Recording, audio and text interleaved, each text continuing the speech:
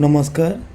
Last class रे आम electric charger symbol formula unit और डायमेंशन पढ़ते।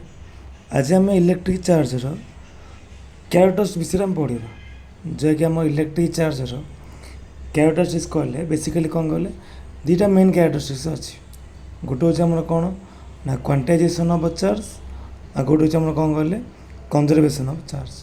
देख फास्ट टाइम बुझा क्वांटाइजेशन ऑफ चार्ज कहले आम कौन बुझे क्वांटाइजेशन मीनिंग कहले बेसिकली आम गोटे क्वांटिटी को बुझे। मन एग्जांपल देख मनक आम कौन कर मनक मुझे दुईटा बॉडी नौ मनक मुझे कौन कर दुईटा बॉडी आम नहीं मनक आपको नहीं आम बॉडी ए आपको नहीं कौन कले बॉडी बी। मनक मोर बॉडी ए रे दुईटा प्लस अच्छी कौन कले दुईटा माइनस अच्छी। देन सेमती बॉडी बी रे मोर कौन कले ना दुईटा प्लस अच्छी दुईटा कौन से कले माइनस अच्छी। तेरे मुझे कौन देखिपी ना मोर बॉडी ए न्यूट्रल अच्छी बॉडी बी मध्य कौन अच्छी मोर न्यूट्रल अच्छी कहीं ना दुईटा प्लस को मोर कौन कर दुईटा माइनस कटिज एवं दुईटा प्लस को दुईटा कौन माइनस कटिज। देखिले कौन ना मोर जो बॉडी ए आ बॉडी बी मोर न्यूट्रल अच्छी देन ताको आम कौन कल रबिंग कर देख रबी मैंने कौन कल घसवा आम जब भी दुईटा बॉडी के आम रबिंग करचे आम कौन देखुचे कल मोर गोटे बॉडी रु आउ गोटे बॉडी मोर कौन कल इलेक्ट्रॉन गुड़ा कौन होची ना मोर ट्रांसफर हो जाऊँगी। देख ये आम कौन देखिले ना जिते बड़े मो बॉडी ए को बॉडी बी सब मुझे रबिंग करुँची देन कौन देखिली ना बॉडी ए रु मोर दुईटा इलेक्ट्रॉन कौन कर मोर ट्रांसफर हो जाए कौटी कले बॉडी बी को। देख देन बॉडी ए रु जो इलेक्ट्रॉन मोर ट्रांसफर है बॉडी बी को देन मुझे कौन देखिली बॉडी बी रे मोर टोटाल चार्ज केते अच्छी एवं बॉडी ए रे मोर टोटाल चार्ज केते अच्छी। चलो देख फास्ट हम देखिले बॉडी बी रे मोर देखो बेसिकली मोर नेगेटिव चार्ज को बुझे देखो बॉडी बी रे मोर कौन कले नेगेटिव चार्ज कौन थिला दुईटा थिला बर्तमान एबे कौन कल आ कौन आसी नेगेटिव चार्ज मोर दुईटा आसी जाए देन तेल मोर टोटाल चार्ज कले केते हबो ना टोटाल चार्ज आम कौन नौचे क्यू नौचे मोर टोटाल चार्ज केते हला ना बॉडी ए रु मोर केते इलेक्ट्रॉन आसी गले दुईटा आसी जाए से आर टोटाल चार्ज केते ना दुईटा आसी मैंने कौन लिखिदेवा 2 बाकी आम क्या आस इलेक्ट्रॉन ये आम लिखिपर तेल बर्तमान बॉडी बी रे मोर कौन गले ना क्यू इक्वल केते हला 2 ई। देख देन जदि मोर कौन कले मोर 3टा इलेक्ट्रॉन आसो देन क्यू इक्वल आम केते लिखिपर ना 3 ई। जदि मोर बॉडी ए रु एन नंबर इलेक्ट्रॉन आसो कौटी गले बॉडी बी को तेल बॉडी बी रे मोर टोटाल चार्ज केते ना क्यू इज इक्वल टू केते एन ई। देख से आमर क्वांटाइजेशन ऑफ चार्जर फॉर्मूला कौन कौच ना गोटे बॉडी रे आम टोटाल चार्ज केमिति काउंट करवा ना जेते नंबर इलेक्ट्रॉन बा नंबर को आम कौन कौच कहले इंटीजर क्या कहले मोर इलेक्ट्रॉन को बुझाऊँ से क्वांटाइजेशन ऑफ चार्ज मोर कौन कहला ना इट स्टेट्स दैट कौन कौच कहले ना total charge of a body गोटे बॉडी रो टोटाल चार्ज आम केमती पाचे ना total charge of a body is equal to समान हो क्या कहले to the integral multiple of electronic charge. Integral multiple आम कहीं कहले ना जिते नंबर इलेक्ट्रॉन मोर कौन हो ट्रांसफर हो जाऊँगी आमर जब भी इंटीजर गुणन हम ता ना आमर कौन हो कहले इंटीग्रल मल्टीपल ऑफ से कहले what is quantization of charge the total charge of a body is equal to the integral multiple of electronic charge. से आम कौन लिखुचे कहले ना क्यू इज इक्वल टू केते एन ई केते नंबर इलेक्ट्रॉन मोर कौन कले गोटे बॉडी आमर गेन कर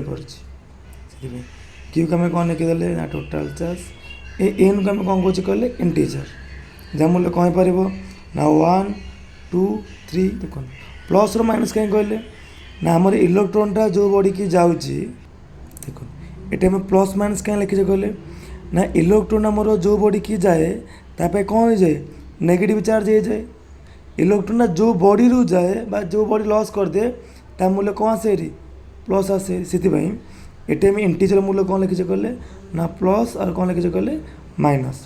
ଆଉ ବେସିକାଲି ଆମେ ଇକୁ ଆମେ କ'ଣ କହୁଛେ କହିଲେ ନା ଇଲେକ୍ଟ୍ରୋନିକ୍ ଚାର୍ଜ। ଦେଖନ୍ତୁ ଏଠି ଯଦି ମୁଁ ବଡ଼ି ଏକୁ ପଚାରିବି ହେଲେ ଆ ଟୋଟାଲ୍ ଚାର୍ଜ କେତେ ହେଇଯିବ ନା କ୍ୟୁ ଇଜ୍ ଇକ୍ୱାଲ୍ କେତେ ହେବ ଏନ୍ ଇ। ଏଠି ମୋର ଏନ୍ ମୂଲ୍ୟ କେତେ ଆସିବ କହିଲେ ନା ପଜିଟିଭ୍ ଆସିବ। କାହିଁକି ନା ଏ ବଡ଼ି ମୋର କ'ଣ କରିଛି ଲସ୍ କରିଛି। ଏଠି ମୋର କେତେ ହେଇଯିବ କହିଲେ ନା କ୍ୟୁ କହିଲେ କେତେ ହେବ ମାଇନସ୍ ଏନ୍ ଇ। ସେଥିପାଇଁ ଏ ଫର୍ମୁଲାକୁ ମଧ୍ୟ ଆମେ କ'ଣ ଲେଖିପାରିବା ନା Q is equal to plus or minus N E ହେଇଯିବ। ଦେଖନ୍ତୁ ଦେନ୍ ଆମର ଆସିଲା କ'ଣ କହିଲେ କନଜରଭେସନ୍ ଅଫ୍ ଚାର୍ଜ। ଦେଖ ଏଗୁଡ଼ାକ ଆମ କ'ଣ କହୁଛି ନା ଆମେ ଯେମିତି ପଢ଼ିଥିଲେ ଯେ ଶକ୍ତିର ସୃଷ୍ଟି ନାହିଁ କିମ୍ବା ବିନାଶ ନାହିଁ, ଏହା କେବଳ କ'ଣ ଗୋଟିଏ ରୂପରୁ ଅନେକ ରୂପକୁ କ'ଣ ରୂପାନ୍ତରିତ ହୋଇଥାଏ। ଡିଟୋ ସେମିତି ଆମର ଚାର୍ଜ କ'ଣ ହେଉଛି ନା ଯେବେ ବି ଆମେ ତାକୁ ରବିଂ କରୁଛେ ସେ ଚାର୍ଜ କ'ଣ କରୁଛି କହିଲ ନା ଗୋଟିଏ ବଡ଼ିରୁ ଆଉ ଗୋଟେ ବଡ଼ିକୁ ଆମେ କ'ଣ କଲେ ଟ୍ରାନ୍ସଫର୍ ହେଇଯାଉଛି। ସେଥିପାଇଁ ଚାର୍ଜକୁ ଆମେ କ'ଣ କରୁଛେ ନା ଏଠି ଆମର ଯେବେ ବି ଦେଖନ୍ତୁ ବଡ଼ି ଏକୁ ବଡ଼ି ବି ଆମେ କ'ଣ କରୁଛେ ରବିଂ କରୁଛେ, ଏକ୍ସଟ୍ରା କିଛି ବି ନାହିଁ। ଯଦି ଏ ବଡ଼ିରୁ ଆମେ କ'ଣ କଲେ ଦୁଇଟା ଚାର୍ଜ ଏ ବଡ଼ିକୁ ଆମେ କ'ଣ କରୁଛି ଦୁଇଟା ଟ୍ରାନ୍ସଫର୍ ହେଉଛି, ଏଠି ନେଗେଟିଭ୍ ଚାର୍ଜ ହେଲେ ଏଠି ମୋତେ କ'ଣ କହିଲେ ନା ବଡ଼ି ଏରେ ମୋର ପଜିଟିଭ୍ ଚାର୍ଜ ହେଲେ ବଡ଼ି ବିରେ ମୋର କ'ଣ କଲେ ନେଗେଟିଭ୍ ଚାର୍ଜ ହେଇପାରୁଛି। ସେଥିପାଇଁ ଆଉ ଆମେ କ'ଣ ଲେଖିପାରୁଛେ ଦେଖନ୍ତୁ ଏଠି ଆମେ ଏକ୍ସଟ୍ରା ଚାର୍ଜ କ'ଣ ସୃଷ୍ଟି କରିପାରିଲେ କି ଏକ୍ସଟ୍ରା ଚାର୍ଜ ଆମେ କ'ଣ ବିନାଶ କରିପାରିଲେ କି ନାହିଁ। ଖାଲି କ'ଣ କଲେ ନା ବଡ଼ି ଏରୁ ବଡ଼ି ବିକୁ ମୋର କ'ଣ ହେଇଗଲା କହିଲେ ଚାର୍ଜଟା ମୋର ଟ୍ରାନ୍ସଫର୍ ହେଇଯାଉଛି। ସେଥିପାଇଁ କନଜରଭେସନ୍ ଅଫ୍ ଚାର୍ଜ କ'ଣ କହୁଛି କହିଲ ଦେଖ ଏଠି ଷ୍ଟ୍ରେସ୍ ଥାଏ କ'ଣ କହୁଛି ନା ଜାଣିଛେ ଆମେ ଚାର୍ଜର ସୃଷ୍ଟି ନାହିଁ କିମ୍ବା କ'ଣ ବିନାଶ ନାହିଁ, ଏହା କେବଳ ଗୋଟିଏ ବଡ଼ିରୁ ଅନ୍ୟ ଏକ ବଡ଼ିକୁ ରୂପାନ୍ତରିତ ହୋଇଥାଏ। ସେଥିପାଇଁ ଟୋଟାଲ୍ ସିଷ୍ଟମ୍ରେ ତା ମୂଲ୍ୟକୁ ଆମେ କେତେ ନେଉଛେ କହିଲେ ନା କନଷ୍ଟାଣ୍ଟ ବା ଜିରୋ। ଜାଣିଛେ ଆମେ ସମସ୍ତେ ଗୋଟେ ବଡ଼ିରେ ଯଦି ଇକ୍ୱାଲ୍ ଆମାଉଣ୍ଟର ପ୍ଲସ୍ ଥିବ ଏବଂ କ'ଣ ଇକ୍ୱାଲ୍ ଆମାଉଣ୍ଟର ମାଇନସ୍ ଥିବ ସେ ବଡ଼ି ଆମର କ'ଣ ହେଇଯାଉଛି କହିଲେ କନଷ୍ଟାଣ୍ଟ ହେଇଯାଉଛି। ଆଉ ଆଇସୋଲେଟେଡ଼ ମିନିଂ କହିଲେ କ'ଣ ନା ଯେପର୍ଯ୍ୟନ୍ତ ଆମେ ଗୋଟେ ବଡ଼ିକି ଆମେ ରବିଂ କରିନଥିବା ବଡ଼ି ଆମର ନ୍ୟୁଟ୍ରାଲ୍ ଷ୍ଟେଜ୍ରେ ଥିବ ତାକୁ ଆମେ କ'ଣ କହୁଛେ କହିଲେ ଆଇସୋଲେଟେଡ଼ ସିଷ୍ଟମ୍। ଦେଖ ସେଥିପାଇଁ ଲେଖା ହେଇଛି କ'ଣ କହିଲେ ଇଟ୍ ଷ୍ଟେଟ୍ସ ଦ୍ୟାଟ୍ କ'ଣ କହୁଛି charge neither be created nor be destroyed, it can transfer from କେଉଁଠୁ one body to another body. ସେଥିପାଇଁ in an isolated system total charge remains constant or କ'ଣ କନଜର୍ଭ। ଆଇସୋଲେଟେଡ୍ ସିଷ୍ଟମ୍ରେ ଟୋଟାଲ୍ ଚାର୍ଜ ଆମର କ'ଣ ରୁହେ zero ରୁହେ ବା କନଷ୍ଟାଣ୍ଟ ରୁହେ। ଯେବେ ବି ଆମେ ରବିଂ କରିବା ସେମ୍ ଆମାଉଣ୍ଟର ଗୋଟେ ବଡ଼ିରେ ନେଗେଟିଭ୍ ଆସିଲେ ଗୋଟେ ବଡ଼ିରେ କ'ଣ କଲେ ପଜିଟିଭ୍ ଆସୁଛି, କିଛି ବି ଏକ୍ସଟ୍ରା ଚାର୍ଜ ଆମର କ'ଣ କଲ ନା ସୃଷ୍ଟି ହେଉଛି ନା କ'ଣ କଲେ ବିନାଶ ହେଉଛି। ସେଥିପାଇଁ ଏ କୋଶ୍ଚିନ୍ରେ ଆମର ଗୋଟେ ଇମ୍ପୋର୍ଟାଣ୍ଟ କୋଶ୍ଚିନ୍ ଅଛି। କୋଶ୍ଚିନ୍ କ'ଣ ଅଛି ଆମର MCQରେ ପଡ଼ିପାରେ। ତ କୋଶ୍ଚିନ୍ କ'ଣ ଅଛି how many number of electron present in 1 coulomb of charge. ତାହେଲେ ଗୋଟେ କୁଲମ୍ବ ଅଫ୍ ଚାର୍ଜରେ କେତେ ନମ୍ବର ଇଲେକ୍ଟ୍ରୋନ୍ ଆମର ପ୍ରେଜେଣ୍ଟ କରିପାରିବା। ଦେଖ ଆମେ କରିପାରିବା ଦେଖ ନା ଆମ ଗିଭେନ୍ କ'ଣ ଅଛି କହିଲେ ଦେଖନ୍ତୁ ଆମ ଗିଭେନ୍ କ'ଣ ଅଛି କହିଲେ ନା ଗୋଟେ କୁଲମ୍ବ ଚାର୍ଜରେ କେତେ ନମ୍ବର ଇଲେକ୍ଟ୍ରୋନ୍ ରହିପାରିବ। କ୍ୱାଣ୍ଟିଟି ଆସିଲା ଗୋଟେ ଦେଖ ଆମେ ଫାଷ୍ଟ କହିଛେ ନା ଆମର ଗିଭେନ୍ ଅଛି କ'ଣ ନା କୁଲମ୍ବ କହିଲେ ଆମର କାରଣ ବୁଝୁଛି ଚାର୍ଜକୁ ଆମେ ଲେଖିଲେ କ୍ୟୁ ଇଜ୍ ଇକ୍ୱାଲ୍ କେତେ ଅଛି ମୋର 1 କୁଲମ୍ବ।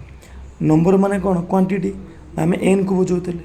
ଦେଖ ଆମକୁ କ୍ୟୁ ଦେଇଛି ଏନ୍ ପଚାରିଛି କ୍ୟୁ ଆଉ ଏନ୍ ଭିତରେ କ'ଣ ଗୋଟେ ରିଲେସନ୍ ଅଛି କି ଜାଣିଛେ ଆମେ ଯାହାକୁ ଆମେ କ'ଣ କହୁଛେ କ୍ୱାଣ୍ଟାଇଜେସନ୍ ଅଫ୍ ଚାର୍ଜ।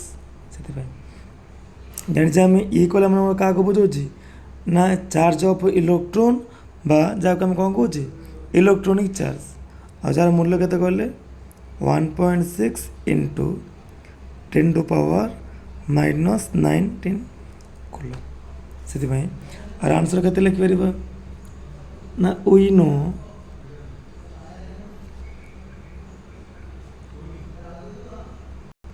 ଆମେ ଜାଣିଛେ କ'ଣ କହିଲେ ନା କ୍ୟୁ ଇଜ୍ ଇକ୍ୱାଲ୍ ମୋର କେତେ ଅଛି ଏନ୍ ଇ ତେଣୁ ମୋତେ କ'ଣ ପଚାରିଛି ଏନ୍ ତାହେଲେ ଏନ୍ ଇଜ୍ ଇକ୍ୱାଲ୍ କେତେ ହେଇଯିବ ନା କ୍ୟୁ ବାଇ ଇ। ଦେଖ କ୍ୟୁ ଆମର ଗିଭେନ୍ କେତେ ଅଛି ନା 1/ଇ ମୋର କେତେ ଅଛି 1.6 ଇଣ୍ଟୁ 10⁻⁻19 କୁଲମ୍ବ। ଆଉ ଯେବେ ଆକୁ ଆମେ ହରିଦେବା ପାଇବା କେତେ କଲେ ନା 6.025 ଇଣ୍ଟୁ 10⁻18 ନମ୍ବର ଅଫ୍ ଇଲେକ୍ଟ୍ରନ୍। ତାହେଲେ ମୋର ଗୋଟେ କୁଲମ୍ ଚାର୍ଜରେ 6.025 into 10⁻18 number of electron present କରନ୍ତି।